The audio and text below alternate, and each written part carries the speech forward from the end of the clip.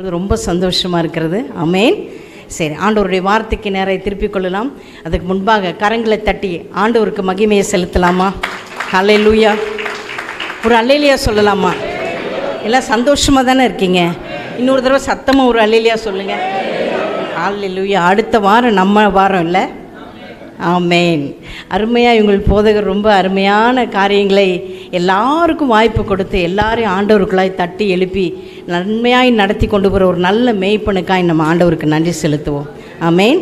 சரி, வேதத்துக்கு நேரம் திருப்பிக் கொள்ளலாம். யாத்திராகமும் 13:13 எடுத்தவங்க யாராவது ஒருத்தர் சத்தமாய் வாசிங்க.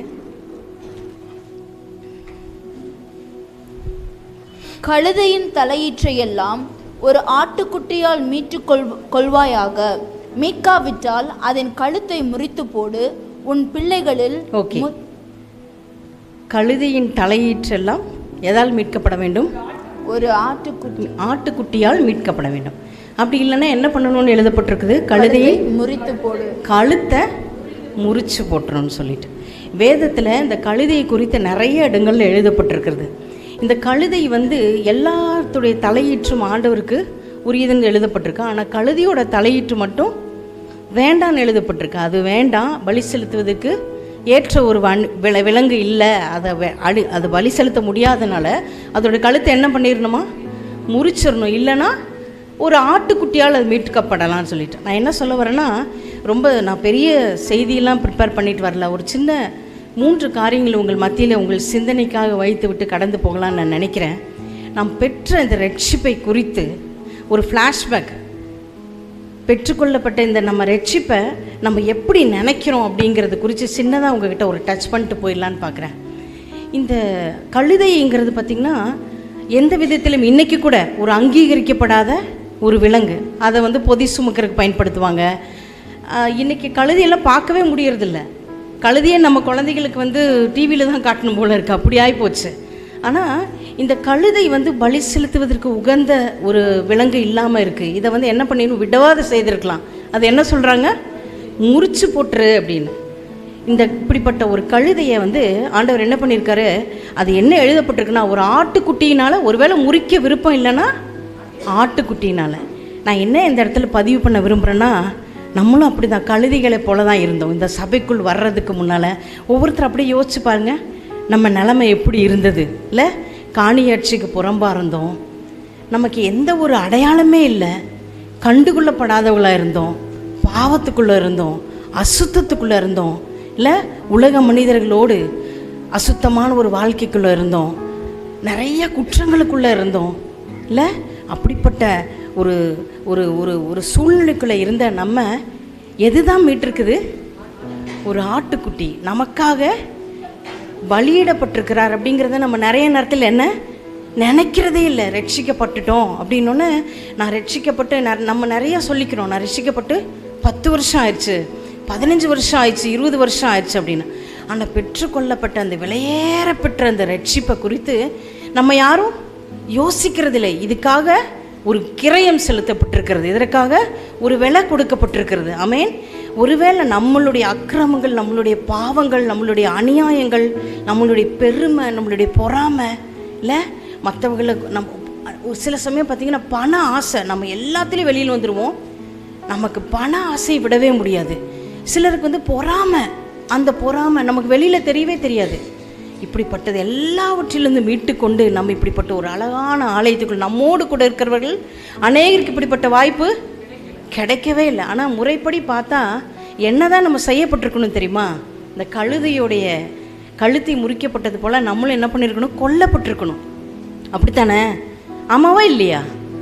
உண்மையாக நம்ம செஞ்சதெல்லாம் திரும்பி சில சமயம் கடந்து வந்த பாதைகளை நம்ம சில சமயம் நினச்சிட்டோன்னு வச்சுக்கோங்களேன், நமக்கு கண்ணீர் பயங்கரமாக வரும். நான் உளையான சேற்றிலும் பாவத்திலும் நம்மளை பற்றி நம்ம நினச்சாலும் நமக்கே அருவருப்பாக இருக்கும். அப்படிப்பட்ட ஒரு சாக்கடைக்குள்ளேயும் அசுத்தத்துக்குள்ளே இருந்த நம்மளை ஒரு ஆட்டுக்குட்டியானவரால் நம்ம மீட்கப்பட்டிருக்கிறோம். எத்தனை பேர் இந்த ரட்சிப்பை குறித்து எப்போவுமே நமக்கு நம்ம கடன் மாறணும், நம்ம கஷ்டம் மாறணும், நம்ம வியாதி மாறணும் இல்லை, நமக்கு இப்படி கை நீட்டி ஆண்டவற்று வாங்கியே பழக்கம் இல்லை? ஆனால் நாம் பெற்ற இந்த ரட்சிப்பு எவ்வளவு விலையேற பெற்றதுன்னு சொல்லி ஒவ்வொரு நாளும் அதை நினைக்கும் போது எவ்வளோ அழகாக இந்த பேழைக்குள்ளே, இந்த பாதுகாப்பான ஒரு இடத்துக்குள்ளே நம்ம வந்திருக்கிறோம்ல. நம்ம கூட இருக்கிற, நம்ம குடும்பத்தில் இருக்கிற அநேகருக்கு இந்த வாய்ப்பு இல்லை.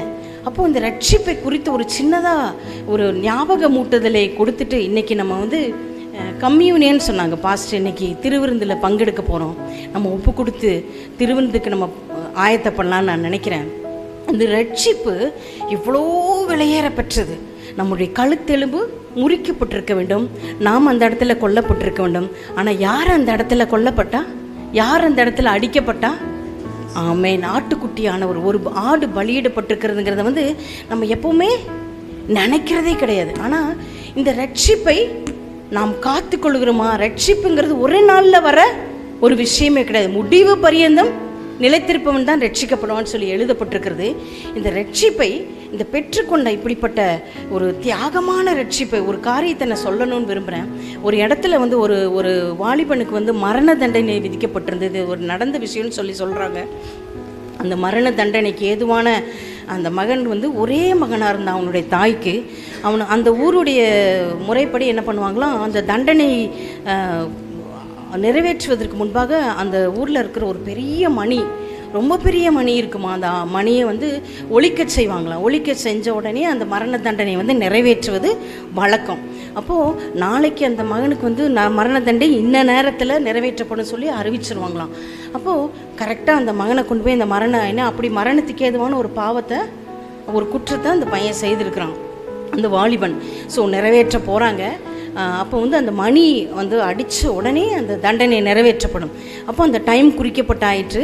எல்லோரும் ரெடியாகி, எல்லா ஜனங்களும் பார்க்குறாங்க, எல்லாம் ரெடியாகி, எல்லோரும் பதற்றத்தோடு, ஏன்னா ஒரு மரணத்தை வந்து நம்ம கண்ணு முன்னால் பார்க்க போகிறோங்கன்னு ஒரு பதற்றத்தோடு, ஒரு சிலர் வந்து இவன் செஞ்சதுக்கு இது கரெக்டு தான் சொல்லி நிறைய காரியங்களோடு அந்த சூழ்நிலையை நினச்சி பாருங்களேன். அந்த தாய் கண்ணீரோடு, அவங்களுக்கு ரொம்ப கண்ணீர், அவங்க எதெல்லாமோ முயற்சி பண்ணி பார்க்குறாங்க. ஒரு தாய் இல்லையா? அப்படி இருக்கும்போது கரெக்டாக அந்த நேரம் வந்துச்சு. அந்த கரெக்டாக ஒரு நிமிஷம் இருக்குது, அந்த மணி அடிக்க போகுதுன்னு எல்லோரும் வெயிட் பண்ணிகிட்டே இருக்காங்க. ஒரு நிமிஷம் ஆச்சு, அரை மணி நேரம் ஆச்சு, 1 மணி நேரம் ஆச்சு, 2 மணி நேரம் ஆச்சு, மணி அடிக்கவே இல்லை. எல்லோரும் ரொம்ப பதட்டத்தோடு, எனக்கு இதை சொல்லும்போதே ரொம்ப பதட்டமாக இருக்குது. பதட்டத்தோடு எதிர்பார்த்துட்டே இருக்கிறாங்க. மணி அடிக்கவே இல்லை. 2 மணி நேரம் ஆச்சு, அடிக்கவே இல்லை. என்ன தான் ஆயிடுச்சு சொல்லிட்டு எல்லாம் ஓடி போய் அந்த மணி பொருத்தப்பட்டிருக்க அந்த இடத்த போய் பார்க்கும்போது அந்த தாய் வந்து அந்த மணிக்குள்ளே இருக்கும் இல்லையா, அந்த நாக்குன்னு சொல்லுவாங்கன்னு நினைக்கிறேன், நாவு, அதை அப்படியே பிடிச்சு அதை அடிக்க விடாமல் அப்படியே இறுக பிடிச்சு அந்த மணி சத்தம் வெளியே வராமல் அப்படியே மறித்து போயிருந்தாங்களாம். அதை பார்த்தோன்னே எல்லாருக்கும் ஒரே கண்ணீர். அந்த மகனுடைய மரண தண்டனை நிறுத்தப்பட்டது, மன்னிப்பு வழங்கப்பட்டதுன்னு சொல்லி இதை நான் படித்த ரொம்ப வருத்தமாக இருந்தது. ஒரு உலக பிரகாரமான ஒரு மனுஷனுக்கே, ஒரு தாய்க்கு தாயோடைய அன்பை வந்து ரொம்ப பெரிய அன்பாக சொல்லி எல்லாரும் கோட் பண்ணுவாங்க. அப்படி மறிக்கும்போது நம்ம இத்தனை பேருடைய பாவத்துக்காகவும் ஒருத்தர் இதே போல் பலியாக இருக்கிறான்னு சொல்லி நம்ம நினைக்கிறதே இல்லை. இந்த ரட்சிப்பு வந்து அவ்வளோ பெரிய விஷயம். ஒரு மனிதன் உயிரோடு எழும்புவதை காட்டிலும் நாம் பெற்ற ரட்சிப்பு அவ்வளோ இப்போது உயிரோடு எழுந்த மனிதன் திரும்ப மறிப்பானா? மறிக்க மாட்டானா? திரும்ப மன்னிச்சு போயிடுவான். ஆனால் அந்த ரட்சிப்பு அவரிடத்தில் கொண்டு போய் சேர்க்கும் வரையிலும் அந்த ரட்சிப்பு ரொம்ப முக்கியமான ஒரு விஷயம். சரி, இப்படி ஒரு ரட்சிப்பை நாம் பெற்றுக்கொண்டோம். எவ்வளோ பேர் அந்த ரட்சிப்பை நான் காத்துக்கொள்கிறேன், இன்றைக்கு வரைக்கும் அந்த ரட்சிப்பை நான் சரியான முறையிலே, அந்த பெற்ற ரட்சிப்பை நான் காத்துக்கொள்கிறேன், எவ்வளோ பேர் சொல்ல முடியும்? இல்லை, கொஸ்டின் மார்க் தான் நமக்கு, இல்லை? சரி, இன்னொரு வசனத்தை படிக்கலாம்.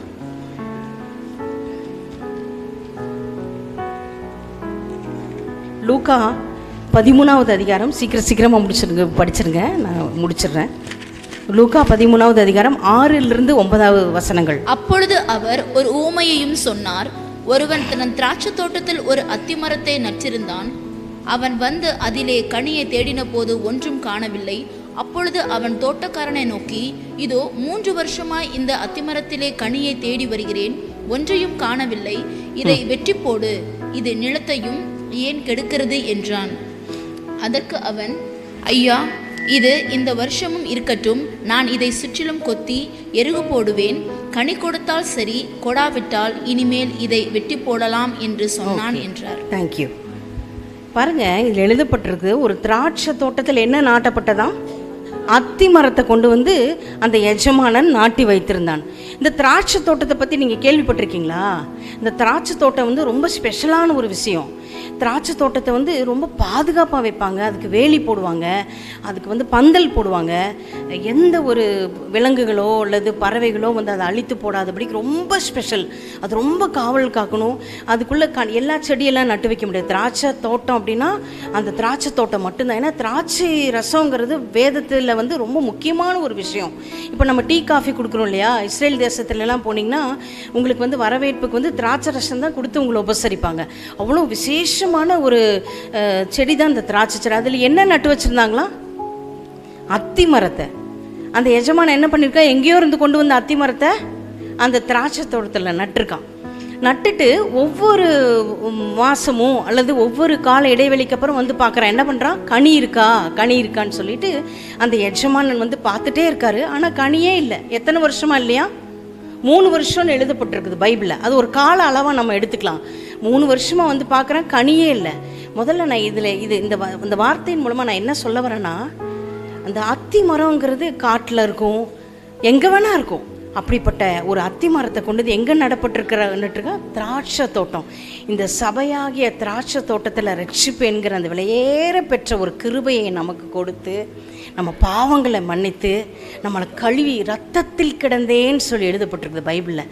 பாவங்கிற ரத்தத்துக்குள்ளே நம்ம கிடந்தோம். ஆமேன். அப்படிப்பட்ட நம்மளை கொண்டாந்து கழுவி இவ்வளவு ஒரு புண்ணியமான இடத்துல கிருபையாய் சமாதானத்தோடு சந்தோஷத்தோடு இங்கே வந்து அமர்ந்திருக்கிறோம்ல. ஆண்டவர் என் ஜெபத்தை கேட்பாருங்கிற விசுவாசத்தோடு வந்திருக்கிறோம்ல. நம்ம போகும்போது வெறுமையாக போகமாட்டோன்னு வந்திருக்கிறோம்ல. ஆண்டவர் நம்மளை வெறுங்கையை அனுப்பவே மாட்டார் விசுவாசத்தோடு வந்திருக்கிறோம்ல. வேறு வேறு கோத்திரத்திலிருந்து, வேறு வேறு இனத்திலிருந்து, வேறு வேறு குடும்பத்திலிருந்து வந்திருக்கிறோம்ல. நம்ம எல்லாரும் ஒரே ரத்தத்தால் மீட்கப்பட்டிருக்கிறோம். ஒரே தகப்பனுக்கு பிள்ளைகள், ஒரே கட்டடத்துக்குள்ளாய், ஒரே ஆலயத்துக்குள்ளாய், ஒரே பேழைக்குள்ளாய் வந்திருக்கிறோம். இங்கே கொண்டு வந்து இந்த திராட்சை தோட்டத்தை போல் இருக்கிற இந்த இடத்துக்குள்ளே கொண்டு வந்து அத்தி மரத்தை போல் எங்கேயோ இருந்த நம்ம கொண்டு எஜமான நாட்டி வைத்திருக்கிறார். ஆமேன். நாட்டி வச்சுருந்தா கூட நம்மக்கிட்ட என்ன இல்லை? கனியே இல்லை. என்ன இல்லை? கனியே இல்லை. பாருங்கள், அந்த கனி இல்லைன்னு அந்த எஜமான என்ன சொல்கிறான் தோட்டக்காரர்கிட்ட? வெட்டிடு, வேண்டாம், கனி இல்லாத இந்த மரம் நமக்கு வேண்டாம். நம்ம கூட அப்படி தானே பண்ணுவோம். ஒரு செடி வச்சுருந்தோன்னா அதுக்கு குறிப்பிட்ட காலத்துக்குள்ளே பூ பூக்கணும், இல்லை காய் இருக்கணும், கனி இருக்கணும்னா இல்லைன்னா அதை என்ன பண்ணிடுறோம்? பிடுங்கி போட்டுறோம் இல்லையா? ஆனால் பாருங்கள், இங்கே இந்த வேலைக்காரன் வந்து பிதா வந்து திராட்சை தோட்டக்காரர் வந்து அந்த கிறிஸ்து அவர் சொல்கிறார், நமக்காக பரிந்து பேசிட்டே இருக்கார். ரட்சிப்பை கொடுத்ததுக்கப்புறம் நம்மிடத்தில் என்ன மனம் மாற்றம் இல்லை. நம்மகிட்ட சில விஷயத்தை விடுவதற்கு நமக்கு விருப்பம் இல்லை. அதே மாதிரி அதே பெரும்பையோட ஏதோ ஒரு ஓரத்தில் ஏதோ ஒரு காரியம் நம்மளை வேலை முடியவே இல்லை. ஆண்டவர் இப்படி கழுவி எடுத்து கொண்டு அழகான திராட்சை தோட்டத்துக்குள்ள வச்ச பிறகு கூட நமக்கு அந்த ரட்சிப்பை காத்து கொள்வதற்கு விருப்பமே இல்லை. கனி கொடுப்பதற்கு நமக்கு விருப்பமே இல்லை. ஆண்டவர் எதிர்பார்க்குறாரு. இந்த காரியத்தை நான் பதிவு பண்ண விரும்புகிறேன். எப்போவுமே வந்து நம்ம என்ன பண்ணுவோம்னா, வெளியில் ஆண்டவருடைய அந்த ராஜ்யத்துக்குள்ள அல்லாதவர்களை பற்றி அதிகமாக யோசிப்போம். அவங்கள குறிச்சே நம்ம ஜட்ஜ்மெண்ட் கொடுப்போம். ஆனால் ஆலயத்துக்குள்ளே நம்ம இடத்துல நிறைய விஷயத்தை ஆண்டவர் எதிர்பார்க்குறார். ஆமேன். ஆலயத்துக்குள்ளே நம்ம கொண்டு வந்து நம்மளை கழுவி, நம்மை நாட்டி, நம்மை மேன்மைப்படுத்தி நிறைய பேர்த்துக்கு நம்மளை அறிமுகம். இப்போ நான் இங்கே வந்திருக்கேன், இந்த இடத்துல எங்களை வந்து குடும்பமாக பாஸ்டர் வந்து இந்த ஊழியம் செய்யும்படியாக ரொம்ப ஹம்பிளாக எங்களை கூப்பிட்டாங்க. எதன் நிமித்தமாய்? தேவனுடைய வார்த்தையின் நிமித்தமாய். நாங்கள் ஆண்டவருக்குள்ளே இருப்பதுனால பாஸ்டர் வந்து கூப்பிட்டாங்க இல்லையா?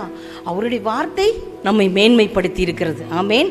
அவருடைய ரட்சிப்பு உங்களை மேன்மைப்படுத்தி இருக்கிறது. ஒருவேளை ரட்சிக்கப்படுவதற்கு முன்பாக நம்ம எப்படி இருந்தோம், யாருக்கிட்டையும் நமக்கு ஒரு கணம் கிடைச்சதே கிடையாது. அப்படிப்பட்ட ஒரு திராட்சை தோட்டத்துக்குள்ளாய் நம்மை கொண்டு வந்திருக்கிறாரே, கனி கொடுக்கிறவர்களாய் மாறணும்னு அவர் எதிர்பார்க்கிறார்.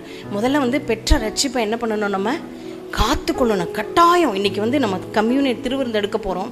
அந்த ஆண்டவருடைய பந்திக்கு போவதற்கு முன்பாக, ஆண்டவரே என்னுடைய ரட்சிப்பு இந்த இடத்துல, இந்த விஷயத்தில் நான் வந்து இன்னும் சரியாகவே இல்லை, இன்னும் எனக்கு அந்த பெருமை இருக்குது, இன்னும் எனக்கு அந்த ஜாதி பெருமை இருக்குது, இன்னும் எனக்கு என்னுடைய குடும்பத்தை குறித்த ஒரு பெருமை, என் படிப்பை குறித்த ஒரு பெருமை இருக்குது, என் வேலையை குறித்த ஒரு பெருமை இருக்குது. எனக்கு பண ஆசை இருக்குது. சில சமயம் எல்லா விதத்தில் சரியாக இருக்கும், ஆனால் அந்த பணத்தை குறித்த ஆசை மட்டும் நம்மளை விட்டு போகவே போகாது. சில தீய பழக்க வழக்கங்கள், சில காரியத்தை என்னால் விடவே முடியாது. நான் ரட்சிக்கப்பட்டுட்டேன், ஆண்டவருக்கு இவ்வளவு காணிக்கைகளை கொடுக்குறேன், ஆலயத்துக்கு தவறாமல் போகிறேன், ஆனால் தயவு செய்து உங்களை குற்றப்படுத்தும்படியே அந்த காலை வேளையில் நான் வரவில்லை. ஆமேன். தகப்பன் எந்த மகனை நேசிக்கிறாரோ அந்த மகனை, அந்த புத்திரனை சிட்சிக்கிறார்னு வசனம் சொல்லுது. ஆமேன். இந்த சபையை ஆண்டவர் ரொம்ப நேசிக்கிறார். ஆமேன். இதில் ஒரு ஆத்மா கூட மிச்சப்பட்டு விடாமல் எல்லாரும் அவருடைய ராஜ்யத்துக்குள்ளாய் போக வேண்டும் என்பது அவருடைய அனாதி தீர்மானம். ஆமேன். அதனால தான் இந்த காலை வேளையிலே இந்த பந்திக்கு போவதற்கு முன்பாக, ஆண்டவரே நான் என்னை ஒப்பு கொடுக்குறேன், ஆண்டவரே அந்த ரட்சிப்பை முதலாவது காத்துக்கொள்ள முடியும். ரெண்டாவது விஷயம், என்னிடத்துல கனி இருக்கணும். ஆண்டவரே நீர் வரும்பொழுது, நீர் என்னிடத்தில் வரும்போது, நீர் என் ஆசையாக அந்த எஜமானன் அப்படி தேடும்போது கனியே இல்லை, நம்மள்கிட்ட கனியே இல்லை. நிறைய பேர் ஆனால் வெளியில் பார்க்கும்போது நம்ம எப்படி இருக்கிறோம்? எல்லா விதத்துலையும் பர்ஃபெக்டாக இருக்கிறோம். ஆனால் தேவனுடைய பார்வையில் என்னையும் சேர்த்து தான் நான் சொல்கிறேன். தேவனுடைய பார்வையில் ஆண்டவரே இன்னும் நான் கனி கொடுக்குற ஒரு ஜீவிதத்தை ஜீவிக்க வேண்டும். என்னுடைய ரட்சிப்பை காத்துக்கொள்ளணும். அடுத்த ஸ்டெப் என்ன பண்ணணும்? கனி கொடுக்குற சபையில் நாட்டப்பட்டிருக்கோம். அவருக்கு என்னத்தை திரும்ப செலுத்தும்? ஆண்டவரே என்னத்தை நான் உமக்கு ரட்சிப்பு, அவர் நம்ம ரட்சித்தார், அவருக்கு என்னத்தை திரும்ப செலுத்த முடியும்? ரட்சிப்பின் பாத்திரத்தை எடுத்துக்கொண்டு அவருடைய நாமத்தை பிரஸ்தாபமாக்குற கண்டிப்பாக ஆண்டவர் எதிர்பார்க்கிறார். மாத்திரமில்ல, கிறிஸ்தவர்களாய் ஆண்டவருக்கு ஆண்டவரை ஏற்றுக்கொள்வதற்கு முன்பு ஒரு வாழ்க்கை, ஆண்டவரை ஏற்றுக்கொண்டதற்கு பிறகு ஒரு வாழ்க்கை. நீங்கள் போய் சத்தியத்தை சொல்லி சொல்லி நீங்கள் கிறிஸ்தவங்கன்னு அவங்க பார்க்கவே கூடாது. உங்கள் வாழ்க்கையை பார்க்கும்போதே நீங்கள் தேவனுடையவர்கள் என்று அவங்க தீர்மானம் பண்ணணும். மற்றவர்களுக்கு முன்பாக நம்ம வார்த்தை பேசுவதற்கு முன்பாக எதுதான் பேசணுமா? நம்மளுடைய வாழ்க்கை பேசணும்னு சொல்லி ஆண்டவர் எதிர்பார்க்குறார். அப்படி பார்க்கும்போது இவர்கள் தேவனுடையவர்கள், கனி கொடுக்கிறவர்கள். இப்போ சபைக்குள்ள இவ்வளோ பேர் இருக்கிறோம், ஆனால் நம்ம எப்படி ஒவ்வொருத்தரையும் ஆண்டவர் அவருக்கு முன்னால் எல்லாம் வெளியரங்கமாக இருக்குன்னு சொல்லி வேதத்தில் எழுதப்பட்டிருக்கு. இன்றைக்கி நம்ம ஒரு தீர்மானம் எடுக்கணும். ஆண்டவரே இவ்வளோ வெளியேற பெற்ற ரட்சிப்பை எனக்கு கொடுத்தீங்க, உங்கள் ஜீவனையே கொடுத்து, இப்படி வெளியேற பெற்ற அந்த ஜீவனையே கொடுத்து எனக்கு இந்த ரட்சிப்பை கொடுத்தீங்க. அக்கிரமத்திலும் பாவத்திலும் இரத்தத்திலும் கிடந்த என்னை மீட்டு கொண்டு வந்து ஆலயத்துக்குள்ள நாட்டினீரே. எனக்கு இந்த ரட்சிப்பை காத்துக்கொள்வதற்கு மாத்திரமல்ல, எனக்கு கனி கொடுக்குற ஒரு கிருபையை எனக்கு தரணும்னு சொல்லி ஆண்டோடத்தில் நம்ம ஒப்பு கொடுத்து கேட்க போகிறோம். இப்போ பாருங்கள், இன்னொரு விஷயம், ஒரு சுவாரஸ்யமான ஒரு விஷயத்துக்கு நான் முடிச்சிடறேன். ஒரு 10 நிமிஷத்தில் நான் முடிச்சிடுறேன். அங்கே என்ன பார்த்தோம்? யாத்திராகம் 13:13 கழுதை வேண்டாம், அது வேண்டாம், பலி செலுத்துவதற்கு உகந்ததில்லை, அது ஏற்றுக்கொள்ளப்படத்தகாத ஒரு விலங்கு. ஆனால் நீங்கள் அதே எனக்கு ரொம்ப சந்தோஷமாக இருந்தது. கழுதையில் ஆரம்பித்த கழுதையிலே முடிச்சிடலான்னு நினைக்கிறேன். லூக்கா 19:30-31 யாராவது எடுத்தவங்க சத்தமாக படிங்க.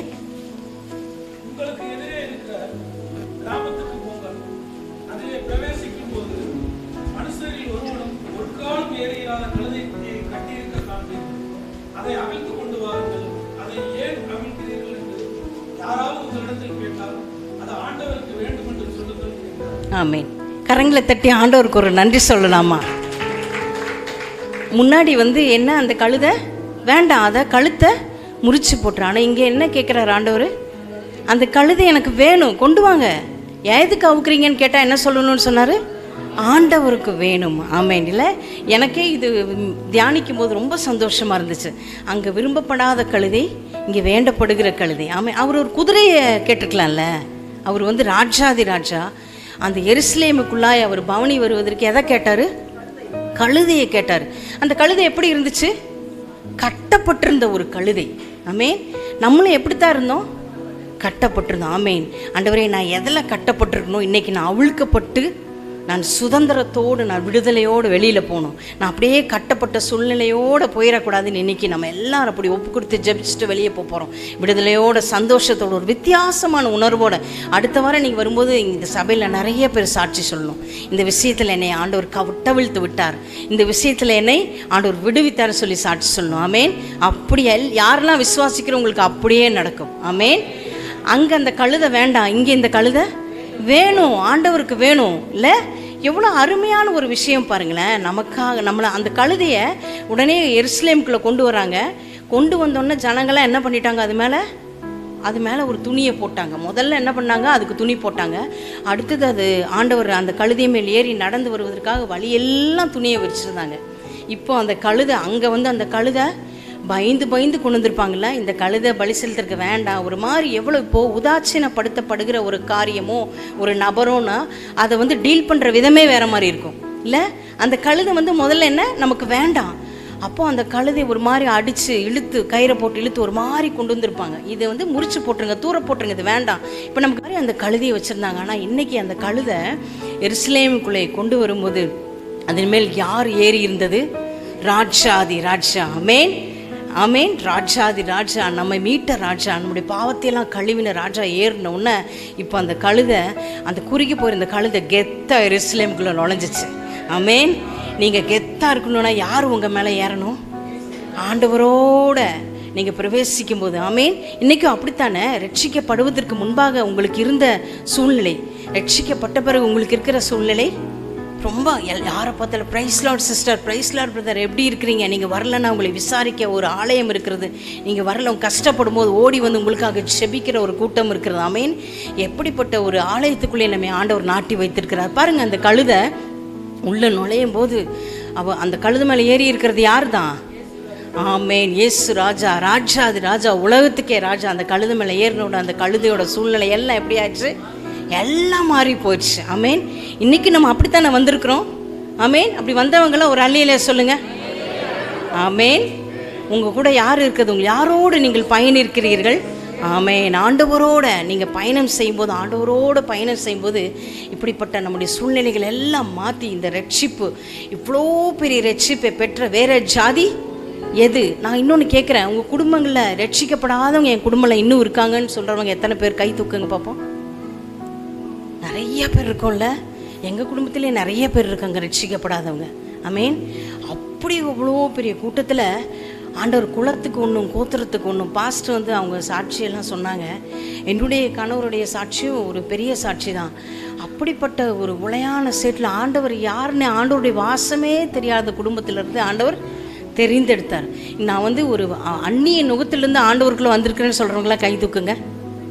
நிறைய பேர், எனக்கு சபைக்குள்ளே இருக்கிற பாதி பேர் வெளியே காணியாட்சியிலிருந்து எடுக்கப்பட்டவர்கள். ஆமென். ஆவிக்குரிய இஸ்ரவேலர், ஆவிக்குரிய சுதந்திரவாளிகளாக நம்ம வந்திருக்கிறோம் பாருங்கள். அந்த கழுதை மேலே அவர் ஏறின உடனே அந்த புறக்கணிக்கப்பட்ட கழுதை, அது ஆண்டவர் என்ன கேட்டார்? எனக்கு வேணும், நீங்கள் அவருக்கு வேணும், நான் அவருக்கு, நீங்களும் நானும் அவருக்கு வேணும். ஆமென். அவரோடு கூட பயணிக்கும்படியாய் நம்ம என்ன பண்ண போகிறோம்? ஆண்டவரே, இன்னைக்கு நீர் என்னோடு பயணிக்கும்படியாய் ஆண்டவரே, நான் பெற்றுக்கொண்ட அந்த ரட்சிப்பை முதல்ல என்ன பண்ணிடணும்? காத்துக்கொள்ள கட்டாயம். நம்ம வந்து ரட்சிக்கப்பட்ட முதல் நாள் ரட்சிக்கப்படும் போது ரொம்ப ஆதியில் நமக்கு ரொம்ப அன்பு இருக்கும். போக போக போக போக பார்த்திங்கன்னா அந்த ரட்சிப்பு ஒரு விலையேற பெற்றதா நமக்கு தெரியறதே இல்லை. நம்ம பழைய சுபாவம் வந்துடுது, பழைய பழக்க வழக்கங்கள் கொஞ்சம் கொஞ்சமாக வந்துடுது, பழைய சுபாவங்கள் வந்துடுது, பழைய நிலைமைக்கு நம்ம திரும்பிடுறோம். சில சமயம் ஆதியில் பார்த்திங்கன்னா ஒரு சின்ன பொய் சொன்னால் கூட நமக்கு எப்படி இருக்கும்? ரொம்ப வருத்தமாக இருக்கும். ஐயோ, ஆண்டவருக்கு ஒப்பு கொடுத்துட்டு நான் அந்த பொய் சொல்லிட்டேனே அப்படின்னு வருத்தமாக இருக்கும். ஆனால் போக போக போக போக அந்த ரட்சிப்பை குறித்த கவலையே இல்லை. இவ்வளோ பெரிய ரட்சிப்பை குறித்து கவலையிட்டு இருப்போமானால் அதுக்கு எதுக்கு சமோன் பைபிள் எழுதப்பட்டிருக்கு தெரியுமா? தேவகுமாரனை காலின் கீழாக மிதிப்பதற்கு சமோன்னு சொல்லி எபிரேயரில் எழுதப்பட்டிருந்த வசனம் படிக்கிறதுக்கே எனக்கு ரொம்ப ஒரு மாதிரி இருந்துச்சு. ஒருவேளை இந்த சப்ஜெக்ட் வந்து ரொம்ப ட்ரையாக ஒரு மாதிரி ரொம்ப சாதாரண ஒரு சப்ஜெக்டாக இருக்கலாம். ஆனால் இன்றைக்கி வந்து சபை மறந்து போன ஒரு விஷயம், அந்த ரட்சிப்பு என்கிற ஒரு விஷயம், அந்த ரட்சிப்பின் பாத்திரத்தை எப்படி வச்சுருக்கிறோம் அப்படின்றது ஒவ்வொரு நாளும் நம்ம நிதானித்து பார்த்து, ஆண்டவரே என்னை ரட்சித்தீரே, உளையான பாவத்திலும் சேற்றிலும் இருந்து என்னை தூக்கி எடுத்தீரே, இந்த விலையேற பெற்ற ரட்சிப்பை எனக்கு கொடுத்தீங்களேப்பா. என் பக்கத்து வீட்டில் இருக்கிறவங்களுக்கு இல்லாத அந்த பாக்கியம், என்னுடைய குடும்பத்தில் என் தம்பிக்கு இல்லாத பாக்கியம், என் தாய்க்கு இல்லாத பாக்கியம், எத்தனையோ குடும்பங்களில் ஆண்டவர் இப்படிப்பட்ட பாக்கியத்தை கொடுத்திருக்கிறார். இந்த ரட்சிப்பை காத்து கொள்வதற்கு பிரயாசப்பட வேண்டும். ஆமேன். ஒருவேளை இந்த விலையேற பெற்ற ரட்சிப்பை குறித்து நமக்கு கவலையே இல்லை, நான் அப்படியே ஏதோ வருவேன் போவேன், என்னை யாருமே எதுவுமே கேட்டக்கூடாது, ஆண்டவருக்கு எனக்கும் சம்மந்தம் இல்லை அப்படின்னு நம்ம இருக்கிறோமா? அந்த ரட்சிப்பை நம்ம காத்துக்கொள்கிறோமா? கனி கொடுக்குற ஒரு வாழ்க்கை நம்ம வாழ்க்கையில் இருக்குதா? நமக்கு நாமே நிதானித்து பார்க்கலாம். இன்றைக்கி நம்ம அந்த பந்தியில் பங்கெடுக்க போகிறோம். ஆண்டவரே, அந்த ரட்சிப்பை காத்து கொள்ளும்படியாய் இந்த விஷயத்துலேருந்து நான் வெளியில் வரணும்னு எனக்கு உதவி செய்யுங்க ஆண்டவரே. எனக்கு பலன் கொடுங்க. ஒருவேளை உங்கள் வாழ்க்கையில் இருக்கிற ஏதோ ஒரு குறைபாடு, ஏதோ ஒரு காரியம், ஏதோ ஒரு கனியற்ற தன்மையினால் உங்கள் ஆசீர்வாதம் தடைபடலாம். அந்த நல்ல கனி கூடாத மரமெல்லாம் கடைசியில் அதோட முடிவு என்ன? வெட்டுண்டு அக்கினியில் போடப்படும் சொல்லி எழுதப்பட்டிருக்குது. பயங்கரமான ஒரு முடிவு. அந்த முடிவு நமக்கு யாருக்குமே இல்லை. ஆமேன். நாம் எல்லாம் கனி கொடுக்கிறவர்கள், அப்படி தானே? ஆமேன். அந்த ரட்சிப்பை காத்துக்குள்ள ஒரே ஒரு விஷயத்தை மட்டும் சொல்லி நான் முடிக்கிறேன். இப்படி பெற்றுக்கொண்ட ரட்சிப்பை இந்த ரட்சிப்பை நம்ம என்ன பண்ண போகிறோம், இந்த ரட்சிப்புக்கு அப்புறம் நம்ம என்ன பண்ண போகிறோம்னா 2 விஷயத்தை பண்ண போகிறோம். நான் முடிச்சிடுறேன் கடைசியாக. ஒன்று, கனிகளை காத்துக்கொள்ளணும்னு படித்தோம். 2வது கனி கொடுக்கணும். 3வது ஒரே ஒரு விஷயம், அந்த கனியை கொடுத்ததுக்கு அப்புறம் நம்ம என்ன பண்ணணும்? காட்டி கொடுக்கணும். ரொம்ப யோசிக்கிறீங்களே, காட்டி கொடுக்குறது என்ன அப்படின்னு சொல்லிட்டு இல்லை? சரி, மத்தேயு 2:9 யாராவது ஒருத்தர் எடுத்து படிங்க சீக்கிரம். ஆமாம்.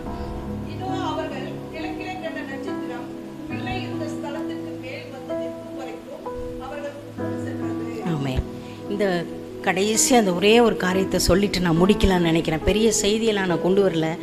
இன்றைக்கி திருவிருந்து பந்தியில் நம்ம பங்கெடுக்க போகிறதுனால இந்த சின்ன விஷயத்தை உங்கள் சிந்தனைக்கு கொடுத்துட்டு ஒப்பு கொடுத்து நம்ம பந்திக்கு கடந்து செல்லலாங்கிறதுக்காக தான் இந்த ஒரு சின்ன சிந்தனைக்கான ஒரு காரியத்தை நான் சொல்லணும்னு நினச்சேன். கடைசியாக பார்த்திங்கன்னா, அந்த இயேசு குழந்தையாக பிறந்திருக்கிறாருங்கிற செய்தி எல்லாத்துக்கும் தெரியுது. ஆனால் எங்கே பிறந்திருக்கிறாரு சொல்லி இந்த சாஸ்திரிகளுக்கு தெரியவே இல்லை.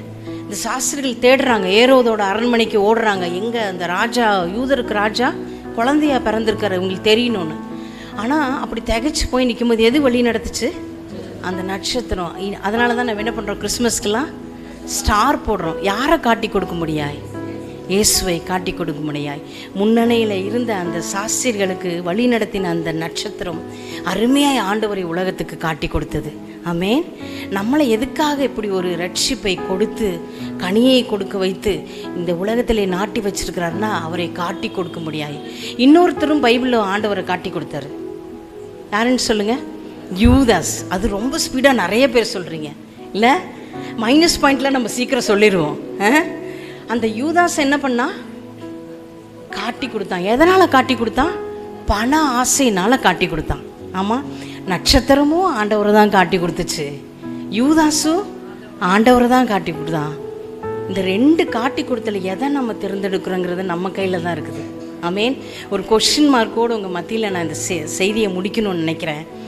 ஆண்டவரே, இவ்வளோ வெளியேறப்பட்ட ரட்சிப்பை என் கையில் கொடுத்துருக்குறீங்க. அந்த ரட்சிப்பின் பாத்திரத்தை எடுத்துக்கொண்டு அப்படியே நான் கனியற்ற ஒரு வாழ்க்கை வாழ்ந்து கொண்டு என்னுடைய வாழ்க்கையை முடித்து விடாதபடிக்கு நட்சத்திரத்தை போல முன்னணியிலே பிறந்த அந்த குமாரனை முன்னணியிலே விட்டு விடாதபடிக்கு அந்த குமாரனை உலகத்துக்கு அந்த நட்சத்திரம் காட்டி கொடுத்துச்சு. ஆமேன். அந்த நட்சத்திரத்தை போல நீங்களும் நானும் ரட்சிக்கப்படாத கோடி கோடி ஜனங்கள் உண்டு நம்மை சுற்றி. ஆமேன். ஆண்டவரே, என்னுடைய குடும்பத்தில் ரட்சிக்கப்படாதவங்க உண்டு, என்னுடைய இனஜன பந்துகள் உண்டு, என்னோடய ஃப்ரெண்ட்ஸ் உண்டு. எத்தனை பேர் வேலை ஸ்தலத்தில் கூடயே பழகுவோம், ஒரு நாள் கூட ஆண்டவரை பற்றி நம்ம சொல்லியிருக்கவே மாட்டோம். ஆமேன். அதனால் ஆண்டவரே, கோடி ஜனங்கள் என்னை சுற்றிலும் உண்டு. ஒரு ஆத்தும பாரம், ஒரு கண்ணீர் நம்ம கண்களை இன்னைக்கு நிரப்பணும். ஆண்டவரே, ரட்சிக்கப்படாது என்னை ரட்சித்தீரே.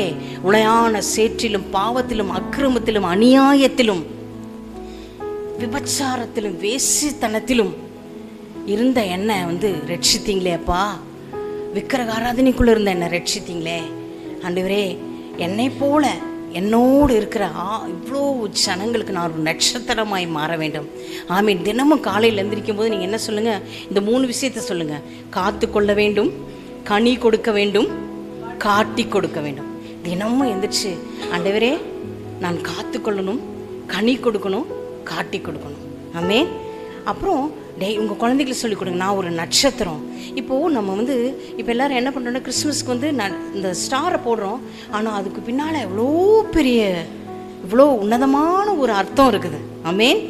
அந்த ஸ்டாரை பார்க்கும்போது நீங்களும் நானும் அது ஒரு சாதாரண ஸ்டார். ஆனால் உலகத்து பார்வையில் யார் தான் ஸ்டார்? நம்ம தான் ஸ்டார். சொல்லுங்க, நெஞ்சில் கை வச்சு, நான் தான் ஸ்டார், நான் தான் ஸ்டார். ஆமென். உலகத்துக்கு முன்னால் ஆண்டவரே, இந்த நட்சத்திரத்தை போல ஆண்டவரே நான் வழி நடத்துகிறவனாய் மாற வேண்டும். நான் உண்மை காட்டி கொடுக்குற ஒரு மனிதனாய் மாற வேண்டும். ஆண்டவரே, இன்னைக்கு நீர் என்ன அப்படி மாற்றணும் ஆண்டவரே. எனக்குள்ளே இருக்கிற எல்லா காரியத்தையும் அகற்றி போட்டு மறுபடியுமாய் என்னை இன்னும் ஒரு சுத்திகரிப்புக்குள்ளாய் நான் ஒப்பு கொடுக்குறேன். ஒரு கனி கொடுக்குற வாழ்க்கைக்குள்ளே என்னை ஒப்பு கொடுக்குறேன்னு சொல்லி நம்ம கேட்கலாமா? எல்லாரும் எழுந்து நிற்போமா, ஒப்பு கொடுத்து, ஆண்டவரே உடைய பாத படியில் நான் என்னை ஒப்பு கொடுக்குறேன் ஆண்டவரே. அப்பா, நீர் என்மேல் ஏறி வருகிற ஒரு கழுதையாக நான் இருக்க வேண்டும் ஆண்டவரே. ராட்சா ஏறி வருகிற அந்த கழுதை ஆண்டவரே, நீர் என்னோடு கூட பயணிக்கும்படியாய், நான் உம்மோடு கூட பயணிக்கும்படியாய், அப்படிப்பட்ட உன்னதமான ஒரு கிருபையை எனக்கு தரும்படியாய் ஆண்டவரே இன்றைக்கு நான் ஒப்புக்கொடு. எல்லாரும் கண்களை மூடி கைகளை உயர்த்தி, ஆண்டவரே அப்பா, இந்த பந்திக்கு போவதற்கு முன்பாய் உம்மை நினைவு கூறும்படியாய் என்னுடைய ரட்சிப்பு, இந்த விலையேற பெற்ற ரட்சிப்பை ஆண்டவரே நான் விற்று போடாதபடிக்கே தகப்பனே, இந்த ஆலயத்திற்குள்ளாய் ஆண்டவரே நான் விளையாட்டா அப்படி வந்துட்டு போயிடாதபடிக்கு, நாளொன்று வருகிறது, வேறருகே கோடாரியானது வைக்கப்பட்டிருக்கிறது, நல்ல கனி கொடாத மரமெல்லாம் வெட்டுண்டு அக்கினியிலே போடப்படும் சொல்லி எழுதப்பட்டிருக்கிறது.